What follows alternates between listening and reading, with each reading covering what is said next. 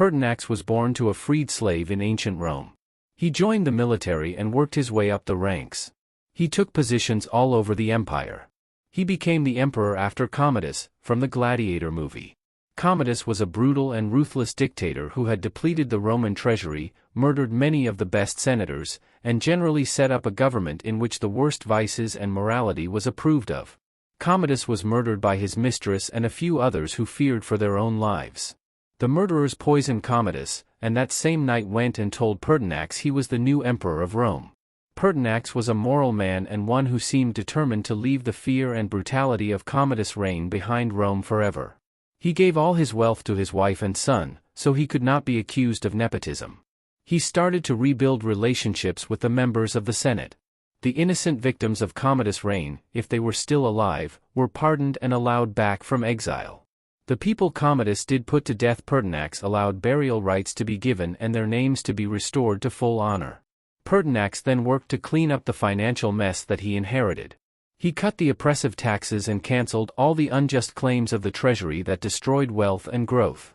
He said in the Senate that he was better satisfied to administer a poor republic with innocence than to acquire riches by the way of tyranny and dishonor. Pertinax cut his household budget by half that was given to him at the expense of the taxpayers.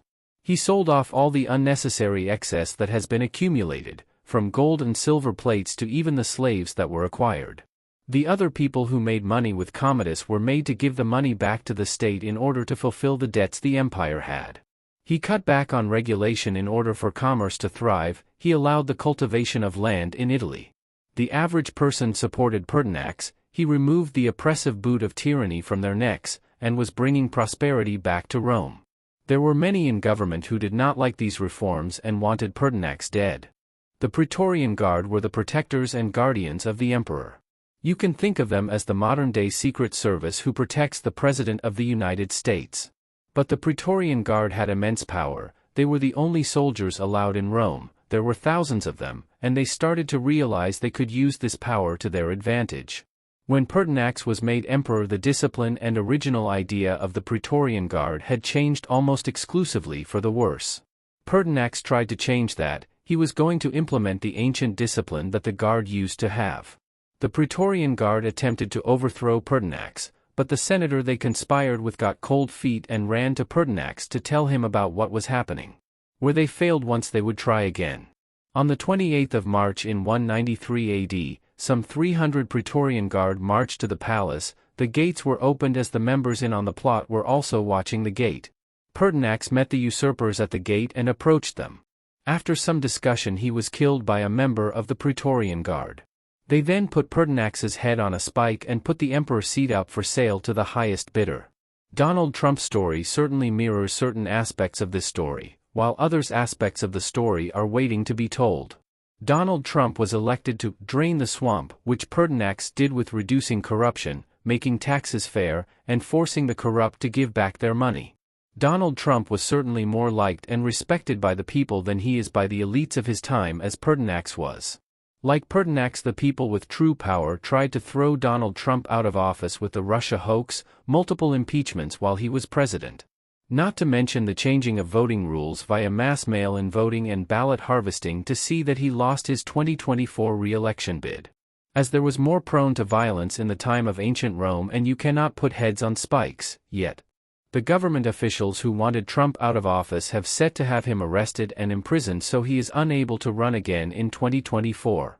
The current Praetorian Guard is the FBI, CIA, DOJ, and various leftist state officials which were and are trying to imprison him.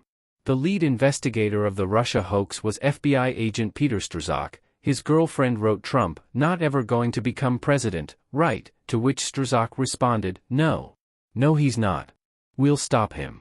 I bet the Praetorian Guard had very similar conversations when Pertinax tried to introduce reforms to their organization. This also includes the CIA officials who knowingly lied when saying the Hunter Biden laptop was fake.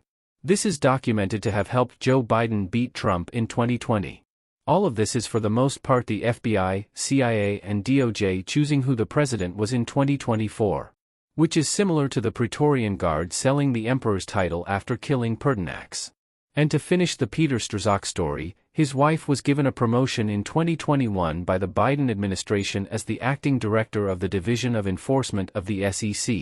It didn't take even a year for the corrupt system to repay its debts. The tyrants have learned from their predecessors' mistakes and are improving by the generation.